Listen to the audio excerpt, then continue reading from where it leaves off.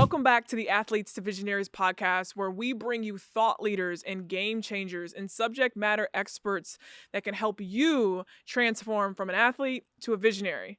Today, we have an incredible guest, Coach Kim Davis. She is a leader in girls basketball space. 30 years of coaching experience, McDonald's All-American Selection Committee. She's a coach for Overtime Select, Boo Williams Game Changer Director, trainer for the Nike Academy, board member for the Nike EYBL and AAU. She has over 250 college players that have graduated from her program Essence, and she's coached over 25 All-Americans and 75 professional athletes, 15 of them being in the WNBA.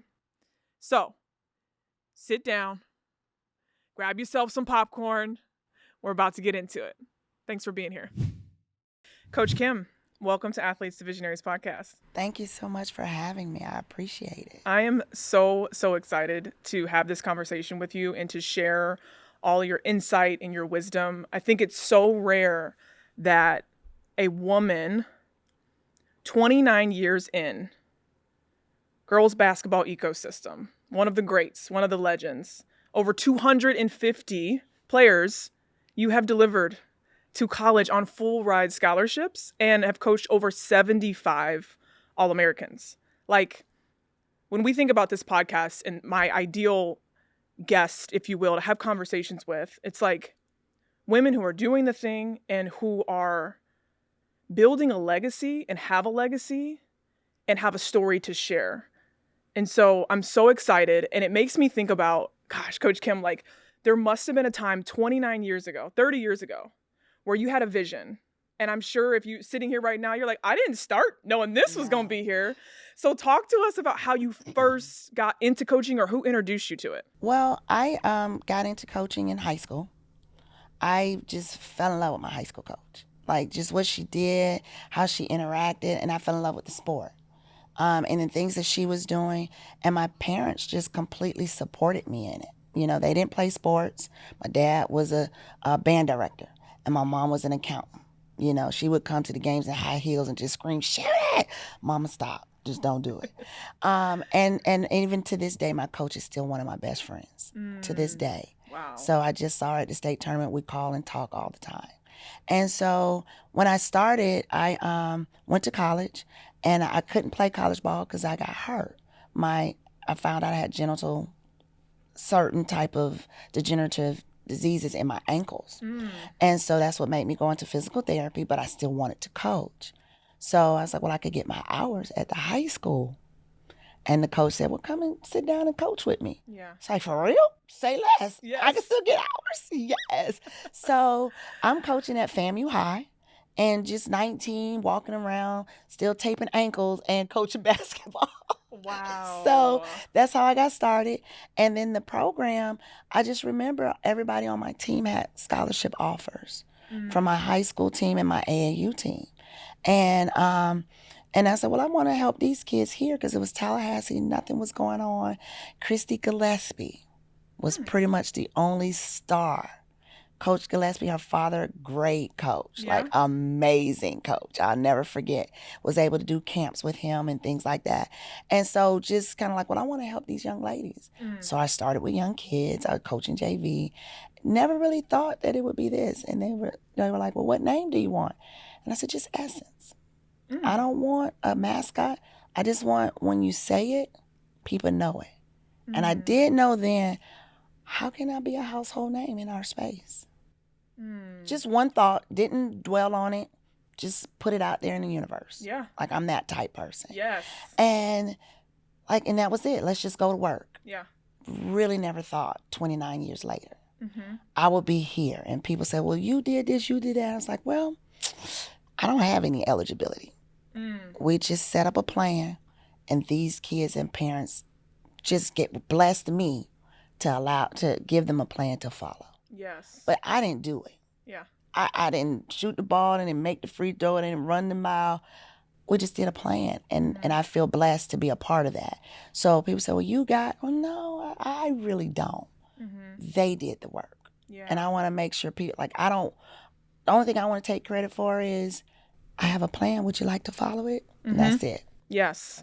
Yes. It's like you created the space, you know, the container, the safe container for girls to come in here and say, let's see what this ball can do for you. That's it. I That's love perfect. that. I love that. Yes. Man, and that's just such an incredible leadership quality that you have. And I'm sure you've seen some of the greats have, is that balance between like, it's not about you. And also you got to have the plan though. Right. They got to follow something, right? But you also cannot allow it to be fully about you. Right. Right? Right. My husband and I always talk about we have to go back to why we do it. I think a lot of people get in this space and get some success and forget the why, your initial why.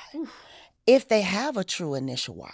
Some people get into this space to be able to stick their chest out and stuff. Yes. So I remember running tournaments at Florida State in that gym, right? And one day the bathrooms were messed up. And I'm in there like getting the stuff off and it's my event. Yeah. And somebody else, well, you got so-and-so walking around here with his chest stuck out like he's running it. Yeah. And I was like, well, me and my husband came up with a saying, as long as you're always willing to clean the toilets, you could be successful. It's the people who aren't willing to do it. I never have been. So we want to stick to the plan. And I tell them all the time we talk, it's so easy to get lost in success. Yes. It's so easy to forget. It's so easy to forget why you grinded to get to a certain point. But like I tell the girls, once you've reached 5 of these goals, I'm going to give you 5 more. So that you never feel like you've arrived. And that's how I live. Like, I don't want to feel like I've arrived. Yeah. I want to, and every now and then you get a little complacent and God will be like, boop, boop, boop, wake up. We're not done. I would rather him do that than me fall over, tumble, and roll down. You know what I'm saying? Yes. So that's just staying focused on the why. Yeah. I understand why it's hard, but you gotta focus on the why. Yeah. That is so powerful because when the root is right and the seeds are planted correctly, the way in which it waters comes in so many different forms and looks so different. And as long as that why is very clear, like it can take you places where you're like, you look up and you're like, oh, wow. Yes. You know? And I think for, one of the milestones, maybe accomplishments in my basketball career was I had the why. I love the game. My family created the environment. My sister played. I had friends, belonging, right? And I was pursuing this game to the potential in which it could provide me. And all of a sudden I looked up and I'm like, oh, wow, I'm the number 9th player in the country. And now I'm McDonald's All-American. And that felt like one of those like milestones and like those key moments in my career where I was like, ooh, this feels really good. This means something. What was one of those for you? Oh, that's a great question. Winning Nike Nationals. Yes. Tell me why. Because it was with a group of young ladies who the year before we were trying to get into Nike, and they gave us an invite at the last minute. And I said, well, I've already made plans and travel arrangements. We can't do it. Like most people would have jumped and but it was with a group of people. We actually went into Nike together. But it's like, I've already promised them I'm coming to their event. We've already made arrangements. I don't want to go back on my word. Yeah. So then it's get the invite again from the beginning and to just roll through with a bunch of young girls who, like I was just looking at their pictures the other day, had 5 All-Americans on that team. You know what I mean? And, at different classes. And just to look at them and the happiness and joy and to say that, these are kids that no matter what we get and what we do, I'm still only using this basketball for you to get this education. Yes. And so for them to go to college, get a degree, I'm big on like what type of degree. But Nike Nationals, it was just like we did it. But I don't mention it a lot. I don't hang my hat on it because people are like, well, I did this. No, each year's a new year. They did that. Yeah. Now it's time for us to do this. And I think it was a milestone. It was a proud moment to say, we can do this. Yeah. Now, it also taught me, it felt good, but it feels so much better to see those girls go to college. Yeah. So I don't have to pursue that. I did it. Mm-hmm. If it comes, and it's come several times over. Yeah. But watching them go to college, Mm-hmm. calling me, Coach Kim, are you coming to my baby shower? Yeah. I'm getting married. Yeah. You know, so I think for me it was good. Say, oh, it could be done. Yeah. But there's so much more to do. You know, I love that. And I don't think for the viewers, right, for anyone that's watching, you one of 5 women program directors? Like, when you say you won it, like, you're a head coach as a woman, standing 5 foot? I don't tell my I'll tell my standing age 6'7". Right there you go. Yes, I don't tell my height. And you won Nike Nationals. How many women were on the circuit? Coaches. 2. Me and Aggie. At that time, yeah. Absolutely incredible. Absolutely incredible. Aggie, yeah. And out of the 250 athletes that you delivered to the next level, how many of them would you say were first generations? Oh, that's an amazing question because I know the answer. Let's go. At least 80%. Wow. I can feel that I just got chills thinking of that, because when you go back to the why and you're stressing education and how important that is and for young women to be first generations, and how that changes the generations to come. It's like, heck yeah, that's what this is about. Yes. And also, as you know, shifting forward here, 2026 modern day girls basketball, so different. Education's getting a little bit lost in like why parents are getting involved, why coaches are getting involved, what athletes' North Star is getting confused. So, I mean, talk to me about what your perspective is on this shift of being like, playing basketball gets you an education to now playing basketball gets you paid. So it's so many different ways I want to approach that. Yeah. All right. So one, I feel like oh my God, why are you in my head? I was just talking and I said, hey, what are we doing about these girls' degrees? I was asking a college coach and I said, if they're going to 4 schools in 4 years, I remember when it was time for certain kids they needed to transfer and they were sophomores. Yeah. How many credits they were going to get. I figured out sophomore year, if you're going to transfer, that's probably the best time to transfer. As a junior, it's a little bit harder. They're not taking all those credits. You have to start over. Will they pay for it? And I'm really big on, I'll never forget, I fell out with a school of Power 5 at the time. And I was like, yeah, I'm not sending any kids there. Well, Kim, you all promote letting them kids getting a degree in general studies. What they gonna do with that? General studies. It says a BS general studies. Okay. And I'm like, y'all done lost y'all. This is a PG-13. y'all done lost your mind. Yeah. And so now it's something else, interdisciplinary in studies. I'm like, well, what can we do with that? Right. What masters are you going to get? Who's going to pay for it? So I'm asking them, like, what are y'all doing about this? Because at some point, it's still girls basketball, still women's basketball. When the ball stops bouncing, yes, in year 5, not year 20, year 5, you don't really have a retirement plan at that. Right. You're only about 30 maybe, if that, 28. You still have 30 more years. What are you going to do with that general studies degree? And so what are we doing? Yeah. Are they laxing are you going to accept these credits a little bit more? Are you going to allow them to continue that study? And then don't tell me you're going to get in. How can we put in the NIL contract or the rev share that if it takes them 5 years to finish those 60 credits or 15 credits, are you going to still pay for that? Can we put that in there? Yes. Because I'm sorry, a general studies degree, I don't know about you, it does nothing for me. Not sure what you're studying. General. What? What are we supposed to do with that? So that's one of the changes, for sure.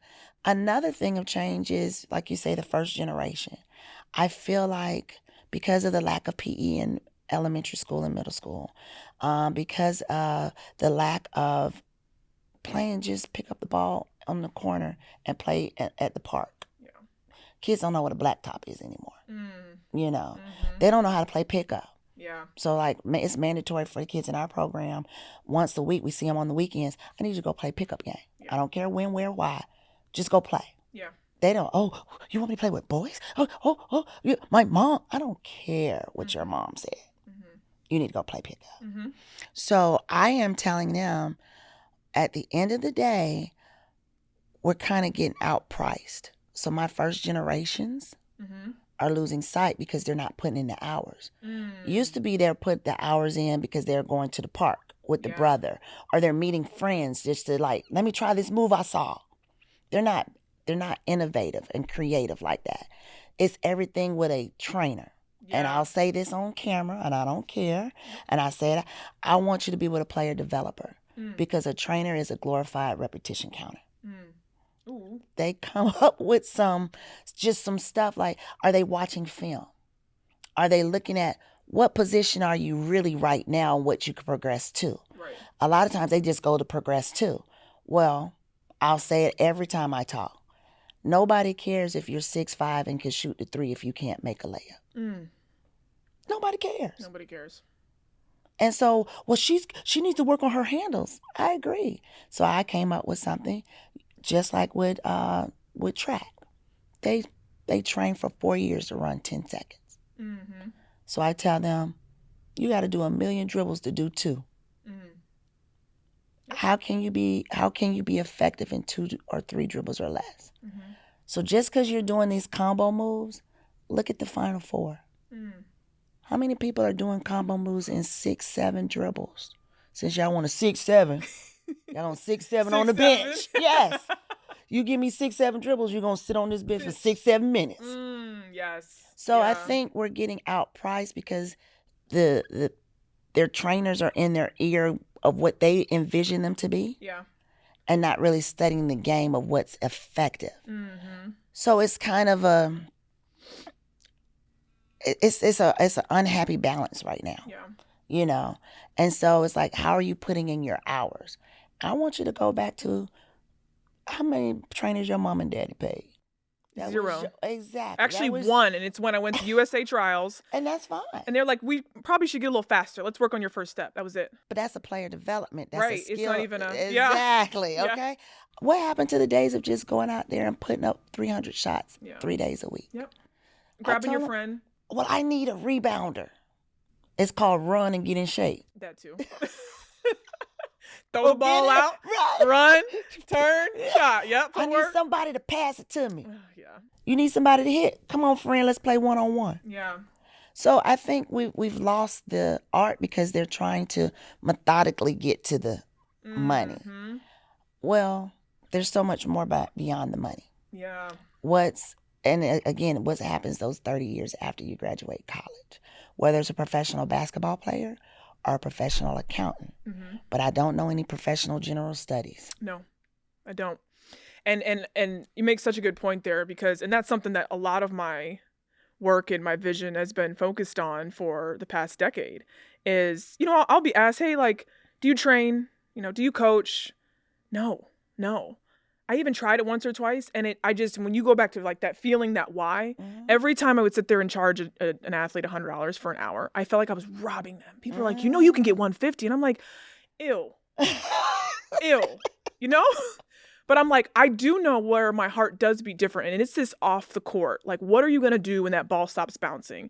And how do we be more proactive than reactive in knowing that the average career is like 3 to 5 years, maybe if you have a good one. Yeah. Not everybody's sitting on like Diana Taurasi kind of years, right? Yes. So how do you prepare for that? And I think you brought up an incredibly great point, which is like, what are you studying and how are you preparing? Because the athletes now that are going into college elite athletes making 6 figures, right?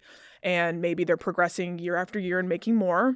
By the time you graduate, your entry-level job, you are starting at maybe 45, 50. Like, I need a roommate, depending on what city you live in. And so the drop-off is significant. Very. So the idea around making 100 to 400K, that's just a big range, right, of what's in the market right now, is like, will they know how to then pick up the pieces of their experience, carry it forward into the job market, apply it, and then will they have the patience to then get back up to that type of number? Oh, No, they won't. So we're running into a different issue there. What's your take on that? The childhood TV stars. That's what we're producing. Think of the childhood TV stars that don't make it when they turn 18. And even the ones who do make it, all the stuff they've gone through because they weren't mentally prepared. So when you're building that athlete, we do need people like you. You are coaching. You are player developing. You're doing that portion of the mind game that I want for my athletes that I try to give, but may not have the bandwidth to give them as much because I'm focused over here. So it's like what staffs and what colleges are bringing in people to do that. Yeah, and they're under pressure. Yeah, right. They're on unnecessary pressure. Unnecessary, yeah. You know, because at the end of it, somebody wins and somebody loses. But never every loss is a loss. Yeah. But to be judged by it, people break under that pressure. So I just feel like we're producing child stars. You know, and we're producing delusional people. Because again, that 100 to 400,000 is still only 8% maybe. And it's the kid who averaged 3 points calling a power forward time I want 6 figures. Yeah. Oh, I could write 6 figures on paper, but it's going to have a decimal in there somewhere. Oh, man. It's a very interesting time. I feel like we're all just like holding on tight. And, you know, someone like yourself with the experience that you have been in the game for so long, you know, your perspective is incredibly valuable in saying essentially like we are creating delusional people. Yes. And the ecosystem right now is so rattled. Yes. And this space, Athletes to Visionaries, is a space for let's get back grounded, right, on the things that we can control in this process.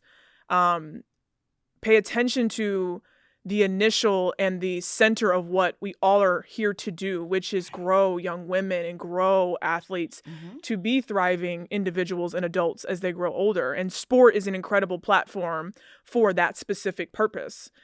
But let's get really tactical with people. Like, what would you say for a parent? Let's start with the parents. Like, if they're raising an elite athlete right now, what do you feel like should be their top 3 priorities in raising their child? Be a parent. When they don't clean their room, don't clean it for them. Don't do their science project for them. Be a parent. I'm reading a book now, which is a great book, Outwitting the Devil. Ooh. Yeah, amazing. And one of the things, you know, in the interview with the devil was he loves when parents do the work for their kids. Parents make excuses for their kids. You know, I can remember my mom telling me one time, wherever you cut up at, I'm going to come and cut you up at. And I was like, okay, was it a paper cut or what? Talking about a knife?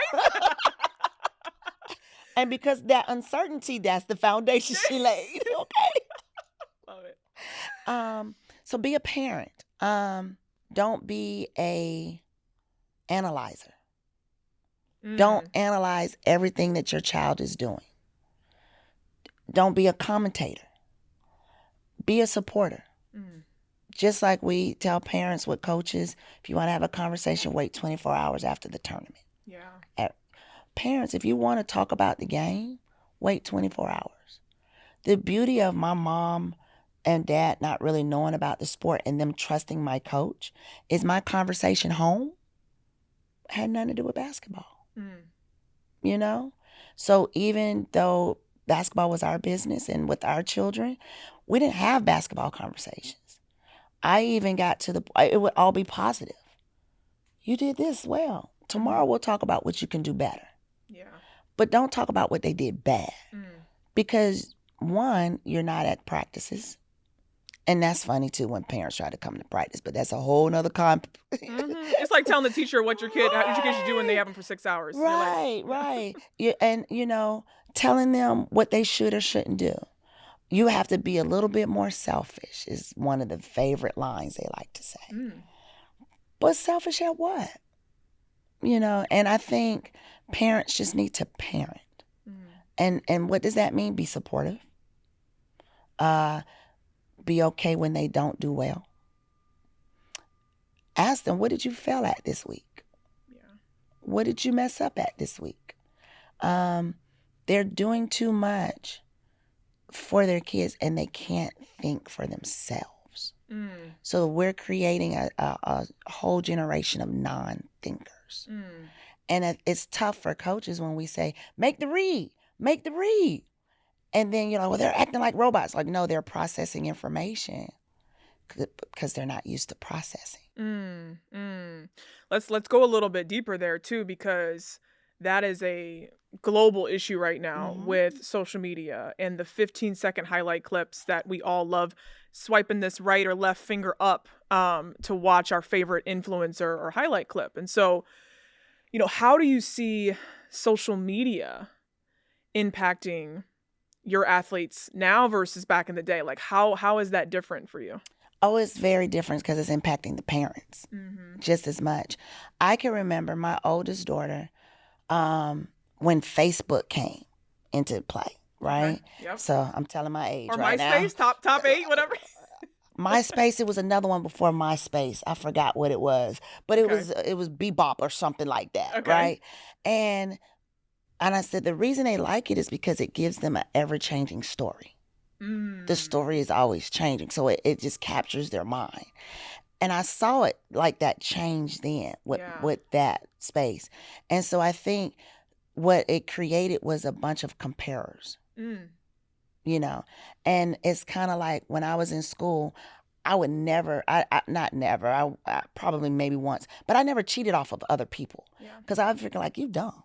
I know I'm smart. Like, why would I cheat off of somebody not as smart as me? Yeah. But you could always look at my paper, So now they're looking at people who cheat and they're trying to copy that. So now everybody's flunking the test. You know what I mean? So they get in this comparison game, and that's what the social media has created. And it's created a bunch of comparisons to unreal truths. And so I always tell parents, like, look, half of those offers aren't real. I was talking to someone, like, I need to find out who's the new president over the recruiting NCAA, because I've talked to them before, like, how can we make some recruiting rules to help? You shouldn't offer people before the 10th grade. The last time I checked, I don't know anybody. You know anybody that skipped the 8th grade to go to college? Do y'all know anybody? If you do, let me know. I want to know. Yep. So it's like you're offering 8th and 9th graders.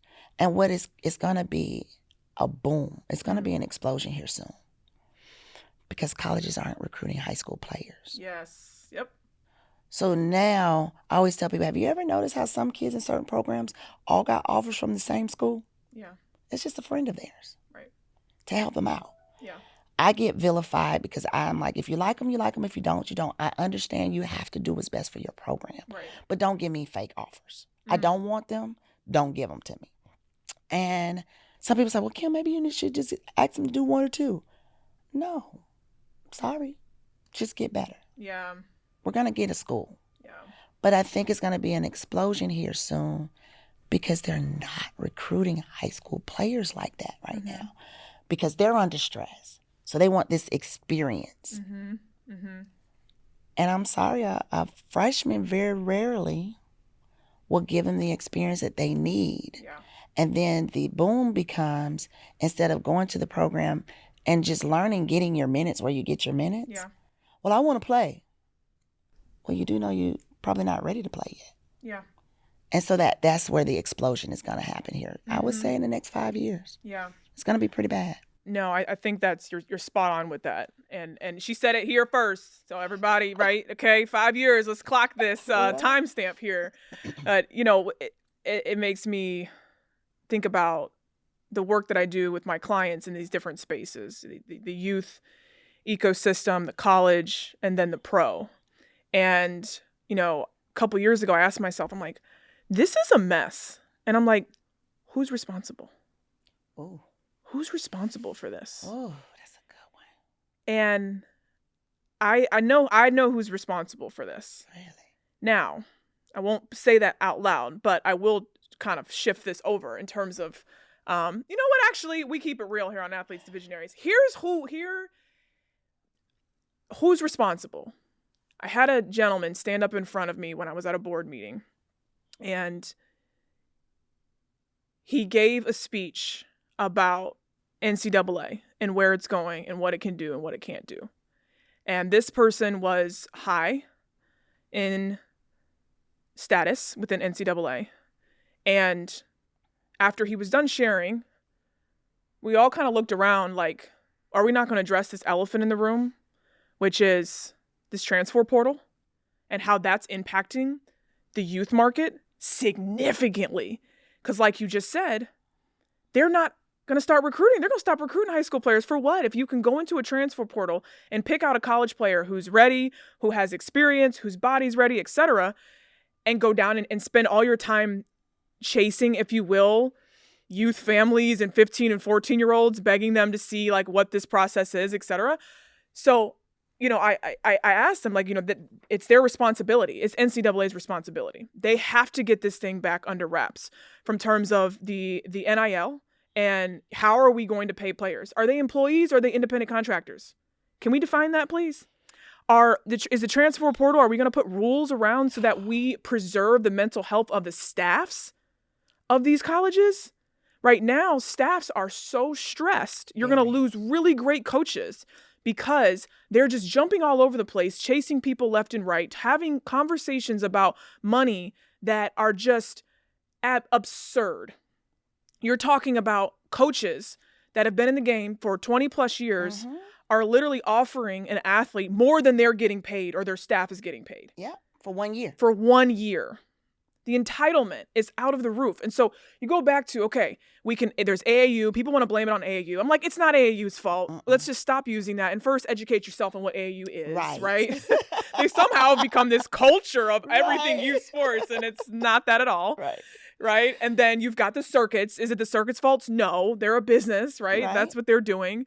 And then is it the the professional leagues? No, it's not. They're at the end. They give the golden ticket, right?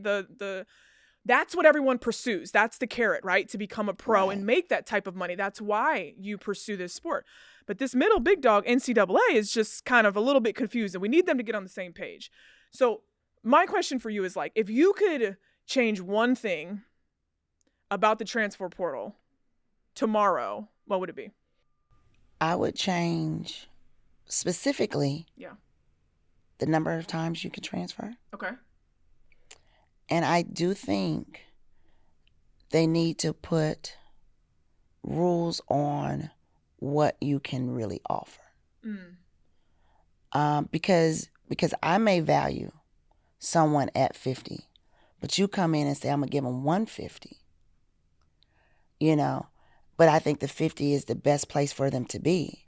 But 150 is where they go because that's $100,000. And how do you tell a kid no to that? Yeah. I think, like, freshman, this is yours. Sophomore, this is yours. Juniors, this is yours. And then I think it could be freshman, if you stay at the school, this is what you can get. But if you leave, this is what you get. Yeah. Not, you know, like just some type of a better range. Yeah. Because it's all over the place. Yeah. You know, I have coaches calling like, Kim, I got 200 for a post play if you got one. Well, first of all, who going into the portal? Let me know if so-and-so go. Oh, that's your hint? Oh, okay, cool. Yeah. And you know, like, I'm like, I am uncomfortable. Yeah. Having those conversations, you know, and then some people are just so comfortable. Yeah. I think they should limit the percentage that agents or management companies can get. I've had agencies approach me. Can we get 20-25%? I said, for what? Yeah. Like, I was like you earlier, ew. Yeah. Like, that's disgusting. Yeah. You want me to take 25% of their money? Yeah. Ew. Yeah. Like, that like, even talking about it makes me feel grimy inside. Because what are we really doing? Yeah. And then the agencies that are doing that, They're not really looking at the contracts. They're looking at it some, but they're not breaking down what's the best fit and why. Yeah. You know, people talk about, well, they have a family environment. Well, baby, this is not family anymore. This is straight business. Yeah. Now, you might get there and have a good time, but if you think, oh, they're a family environment, no, it's because they offered you 150. It is okay. Right. Exactly. But is that really your style? Yeah. Do they really have people on staff that really help you get better? Right. You know? Right. So I think I will put, I hate to use the word caps, but like these are the rules we're following so that if I'm at school A and you're at school B, we're on a little bit more even playing field. Mm-hmm. Because there's a lot of good players that's not playing. Yeah. And I think that's cheating the sport too. Yeah. I really do think it's cheating the sport, because I would love to see a player that might be at player A school A that's at a really high, quote unquote, level that we deem high. Yes. They could still go to this mid-major and still do well, and they could meet an Elite Eight. Right. You know, because that mid-major coach is amazing. Yeah. Individual, staff, just what she does. And I just think it's so unfair that that will help with their mental health. Like, people don't think that mental health, and I've always been into the mental health without realizing I was into mental health. Right. Before it became Before a it became a thing. Yeah. Like, well, coach, I'm having a mental day. No, you're not, baby. You just woke up on the wrong side of the bed. Did you pray? Yeah. Did you look in the mirror and just say, I'm beautiful, I'm important, I am somebody. Say those three things, because that's what they're not saying. Yeah. Because what their mom is like, get your stuff, we got to go to the gym with your trainer. Yeah. Get back to the basics. Right. And the trainer, you still, that shot still is ugly and it's not right? Like, they're just, I don't change shots. Then I need to find somebody else. Right. Because that's not going to work in the pro at another level. Yeah. So I think it's so much we can do, little things that they're not willing to do because we're still blinded by the money. Right. Well, I love what you said there too. It's almost like when you think about, a Fortune 500 company, or like we talked about when you transition out of sports, it's like you have a coordinator level, then you move up to a manager, then you move up to a director, you move up to a VP. Right. Like, it needs structure. And how many people are upset when the boss's son goes straight to VP? Exactly. Yes, that is so true. And how that messes up the culture of the company. Dynamic. Yes. Look at that. There's the answer. NCAA, there's the answer. All right. Implement it. Tag Coach Kim on that. That's awesome. And another thing that I'm like, it always makes me think too, and with parents, I know they're navigating a lot being a parent myself, right? And my son is 8, and my whole thing is create the environment in which he can see his dreams as possibility. Boom, that's my goal. But I know as it grows as he grows and gets older, and, coaches that have watched YouTube for a long time and have studied different skills, and then all of a sudden they go and they grab their uncle down the street and they say, let's put together Team Titans and let's pull together these guys and these, 9 and 10-year-olds, and let's make a team. Let's charge them $1,000 for the season. I'll put them in 2 tournaments. This will be great. Let's do it. So all of these coaches are starting to come into the space because they know there's money. And I shouldn't even say coaches. I should just say people that have played it at some level, maybe recreationally, maybe on the blacktop. What should parents be looking for in a coach when deciding their child's going from like recreational, kind of like fun YMCA play to, oh, my kid's pretty good. They're becoming elite. I can see a little bit of light around the possibility of the next level. How should they go about choosing a coach or a program? I think parents should first understand that there's levels and steps and don't skip. So what coach can help my kid be a really good middle school player? Okay. How can I be a star in that role? Yeah. You know what I mean? And I think, then who can help me be a good high school player? Yeah. I think we try to skip. Like I see the end result. And just like I said, I want the name to just exist, but now I'm going to go back down here and work. Yeah. People try to work up here. So I think what they need to look at from coaches, even a pro player that comes down to coach can be bad. Yeah. and the person who may have never played can be great. Mm. I think there's a balance of, do they make your kid feel good? And do they make your kid feel challenged? Yeah. Like I always tell parents, if your kid never comes home a whole season and like, Coach Kim is crazy. Yeah. And then laugh a little bit, or be upset but laugh the next day, I didn't do my job. Yeah. You need to know I'm crazy. Yeah. You know what I mean? Because I'm challenging you. Right. But it's also, but Coach Kim makes me feel good. Mm. And then look at, you know, how does that translate? So when I was coaching and learning, you know, the art of the shot and things like that, I went and watched great shooters. Yeah. Like, how are they shooting? And then I went and study film on breakdown of the shot. Oh, that looks like the way that they're shooting. I like that. Like, why pointer finger over middle finger? Could be both. Like, what about footwork? Like, you know, if you get the footwork right, now you can do it off the bounce. But if you don't have the footwork right, you can't do it off the bounce.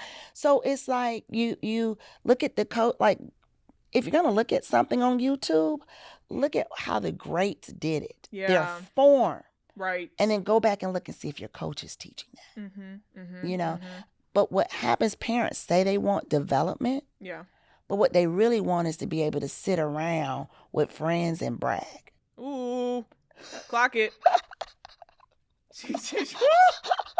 Talk to us. They really want us, or like I talk about my daddies, right? And I love my daddies who played, okay? And all my rec ball All-Americans, like, okay, I got you, sir.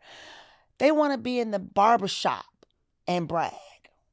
You know, the women want to sit at the coffee pot with their coworkers who daughter play. Yeah. And it's about the bragging game. Oof. And I think that, you know, they lose sight. Like, I want development. Well, sometimes development means they may not play as much. Yeah. You know, and I get caught in that conundrum. Because I know we have a good format for development, but because, and I hate the word elite, like my top team is purple. It ain't gold, elite, none of that. Okay. Platinum.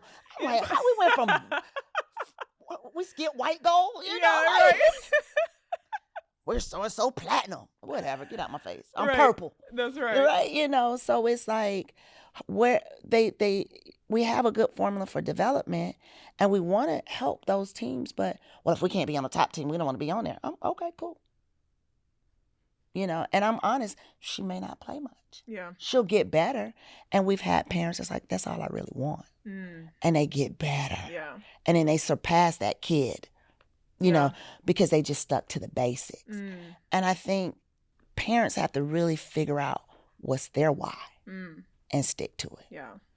Coaches, not just the coaches, but it's hard for a kid to figure it out if the parent can't figure it out. Yes, that's so true. And they lie to themselves. Yeah. You know, and I just sit there and smile. Yeah.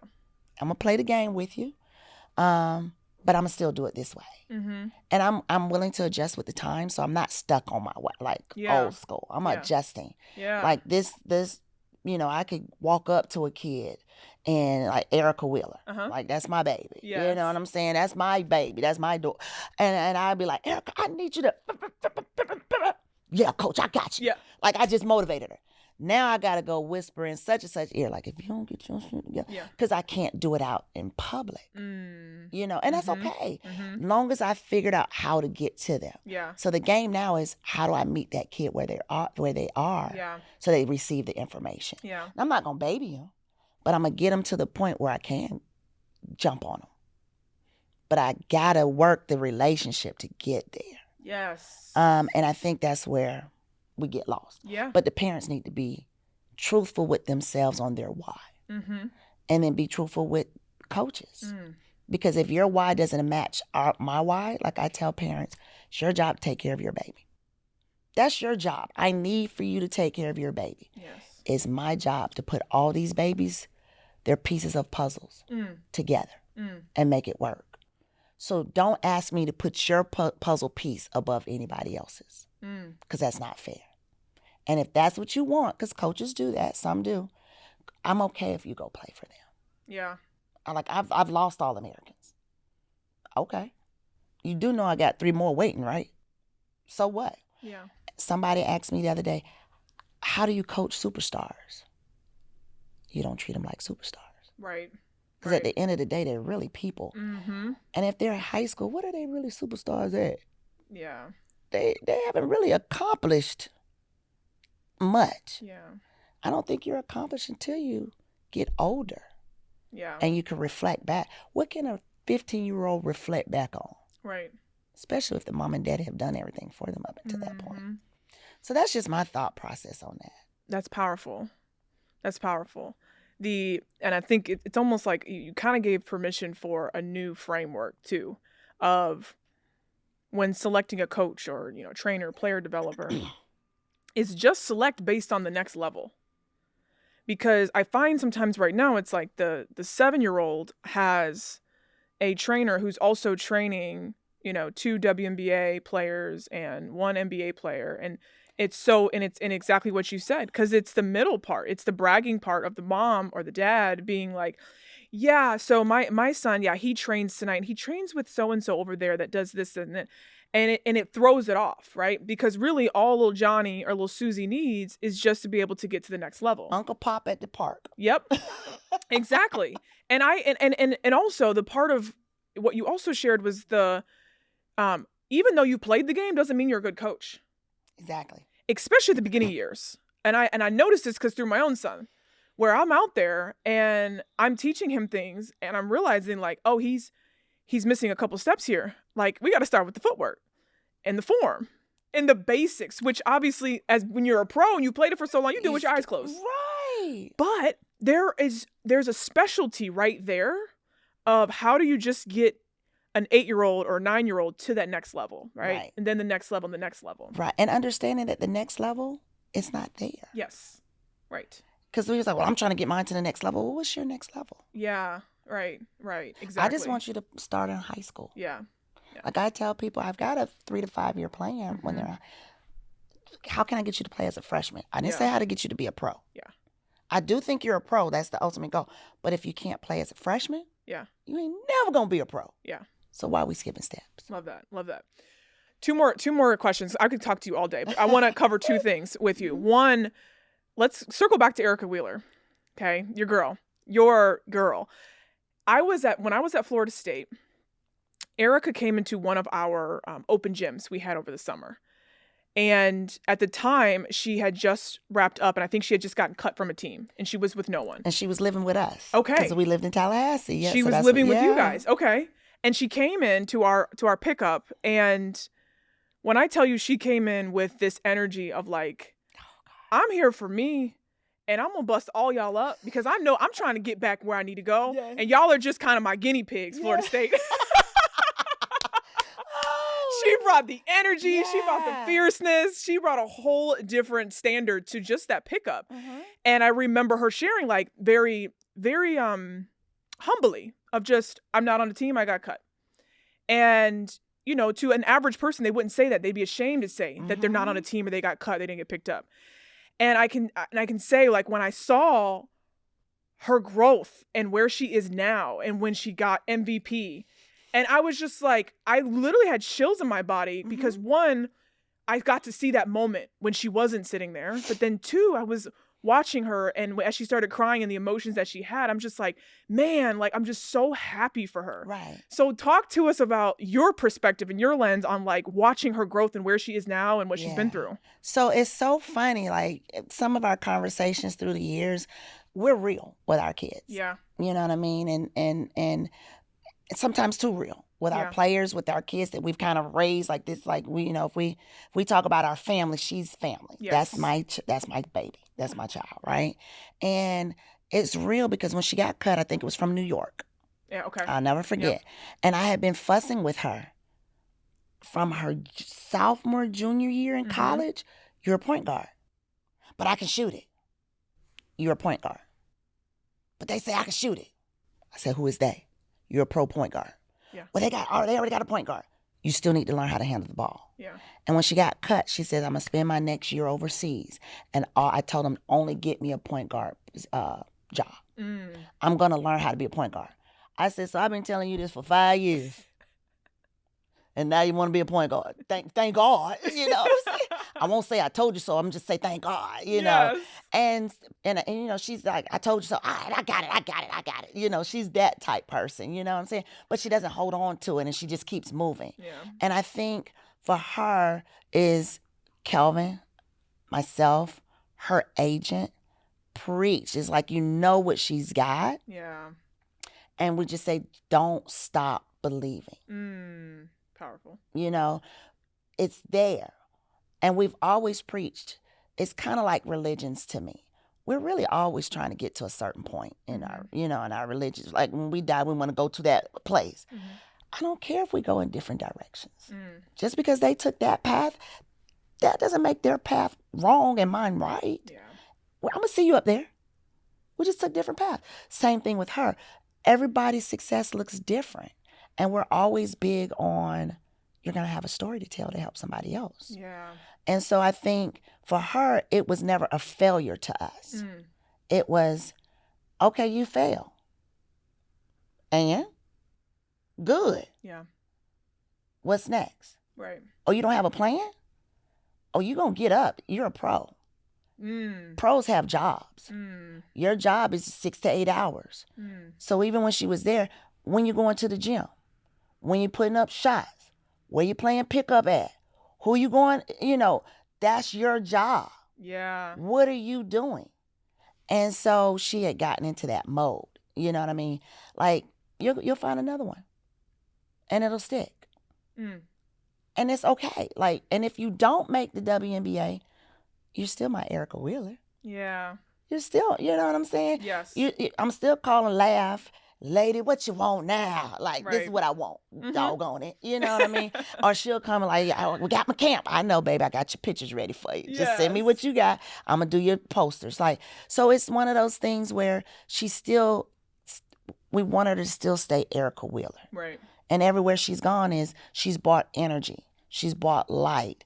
Like, the rookies love her. Yeah. Because she loves the rookies. How many veterans love the rookies? Right. You know what I mean? And treat them like people. And treat them like the newbies that they are. Yeah. They're green. They're scared. They don't know. But we've always been like, give of your information. The more information you give, the better you become. Don't hold on to it like, I finally got it. I'm not going to let go. I want to stay at the top. No, the more you give, the more they're going to push you to the top. Not keep it and step on people. Let them push you up. Yeah. So she keeps that. That's why I always smile when they bring her up, because just the energy, I'm just thinking about her smile and her, you know, just how she acts and walks and, you know, and how I could be like, sit down some damn well. Yeah. Like, you know, Yeah. don't come in here with that. I'm like, okay. Oh my So goodness. she's I mean, as she came up under you and the leader that she is right now, you've had an incredible influence on the leader that you see today. And I hope you know that, see that, like absorb that for yourself. Because there's so many unseen hours that go into molding a woman, a Black woman, a professional like that, for her to be where she's at. And it kind of pulls me into one of the last things I want to just for you to share to all listeners. Right now, we're in a massive women's movement. You know, we are just an incredible time of women emerging into leaders, true leaders, where they're walking into rooms and they've got to own the room. They have the voice, they have the mic, they have the platform. Right. And you've been doing this for so long at such a high level, in such a level of excellence. Just like what advice would you give to an emerging woman who is stepping into a role where she's scared or knees shake when she walks in? She may be in a room surrounded by men who don't have her experience, but they have a certain status. What do you share with someone like that? One, don't care what they think about you. You can't. Some people are going to objectify you. Some are going to just see you as a woman and see if they can get with you. Yep. You know, and you can't care. Have standards for yourself. Before you walk into the room, know what you will and will not accept and stick to it. Like I always say, make a rule book for yourself and go back to the rule book. And then it's okay to have self-doubt. If you walk into a room, no matter who's in there, and you don't have shaky knees, it's something wrong. Like, I still get anxious. I still get, like, whoo, I got this coming up, and I'll pray. My youngest daughter asked me one time, like, Mom, how do you get ready to talk to these people? How do you know what to say? Yeah. I say a prayer. And I ask for the words to be able to come out to get my point across, and also know that if only one person gets it, I did my job. Yes. And it's okay if the other 50 did not. But I do know that my gifts. Know your gifts. Use them in the right way. I would say don't use them for evil. Yeah. Use them in the right way and just stick to what you believe, but also be willing to listen. You know what I mean? I think listening is something that we tend to forget because we only want to get our point across. And just because my right is different from your right doesn't make your right wrong. Yeah. Yeah. And I think people don't get that part. It's not a competition. Women need to understand we're not in competition. If we can get to that point, I got to just beat them. Like somebody said that about, I got to just beat Essence. I said, well, the last 2 or 3 programs, it said that they not existing right now. Because you're focused on us, and I'm just focused on the big picture. Right. So I think if they can have that aura and that self-confidence, don't be in competition. Yeah. Because I do feel like I would rather have 1,000 winners than one. I want to see you win. I want to see you win. I want to see people win. Yes. It makes me feel good to see you win. And just because I didn't win at that time, so what? I'm going to share in your win. Yeah. Let's do this together, you know? And a lot of people, I didn't win. Don't do that. Yeah. Enjoy other people's rights. Enjoy other people's visions. Enjoy other people's success. We had a Bible study Sunday at practice. We do it on Sundays. And that was the topic. How can you find joy in someone else's success? How can you find joy when things aren't going right at home? What does joy really mean? Yes. Joy doesn't mean kiki laughing all the time. It's, okay, that happened, but this happened over here and I could be grateful for. Yeah. Joy is about being grateful. And people tend to lose sight because of competition. Yeah. And that would be my biggest advice. Yes. That's really powerful. Very, very powerful. And so we'll wrap up with last question for you. You talked about your hope for others and your vision for others. What is Coach, in the very beginning, we talked about 29 years ago, when you started this pursuit of seeing where this basketball thing could take you, from washing the toilets to just following the best leadership that was around you to now where you're at now. So what is your vision for yourself when you lay your head down at night? What do you want to see for your next 30? Thank you, because I got 30 more. You sure do. Just understand that. How can I help grow the game?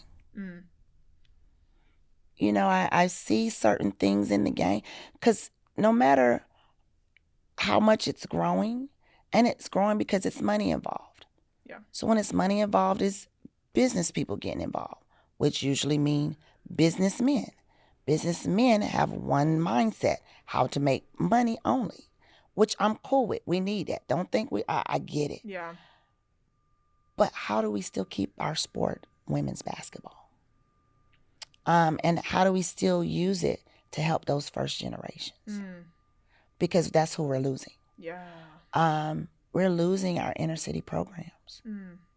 I tell people, I'll sit at the table at the EYBL and people say, oh, well, Kim, your program is this and da da da. I said, y'all do know we just refining thugs, right? Like, we just got some refined thugs, you know what I'm saying? And we just try to teach them how to operate in this business world, okay? But we're losing our inner city kids. We're losing our inner...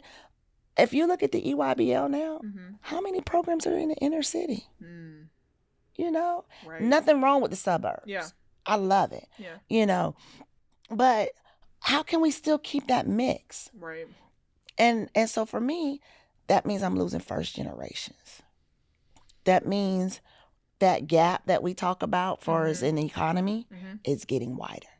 Whereas before I felt like we were inserting some, closing the gap. Yes. But now it's getting wider. Yeah. Because it's so money driven. It's so competition driven. It's so rankings driven, which we didn't talk about, thank God, because that's a whole nother podcast. It's so driven about bragging rights. My coaches always tell me, you don't talk about yourself enough. I said, well, I could show you better than I could tell you, because that's what I am. I don't want to brag. I just feel like that's just not good for my being. But I do realize that I do need to kind of let people know, like, hold on now, slow down. Yes. Yes. let me. So you got to be able to have that balance of your ego, but still being humble. You know what I mean? So I think that my next 30 years is, how do we still stick to the why? How do we still stick to the why? How can I help raise funds so that I don't have to ask that mom who I know is struggling with 4 kids? Yeah. You know what I mean? I know where they live to keep their lights on. I can't go ask that mom for $1,500 and then ask them to pay another $2,000 for flights. Right. So I'm not. How can I help raise this money? Yes. To help them. So it's a very hard balance, to be perfectly honest. Yeah. Well, thank you. Thank you. Thank you for being here. Oh my gosh, this was so great. It's so great. Athletes to Visionaries fam, thank you so much for tuning in. Okay, so many nuggets were dropped today. We clocked them each time. Okay, down in the show notes, we got more down there for you. Listen, if you're not already following, where should they follow you? On Instagram at EssenceBBall. Yep. Twitter, I'm not too much on, but Instagram would be your best bet. Okay, follow her. Don't reach out to her because she's got a lot. I'm just kidding. Reach out to her, ask her some questions. But no, really, thank you all for being here. Drop down your comments below. Like, subscribe, follow. I want to bring you more topics and thought leaders that you want to hear from as well. So until next time, be good to yourself.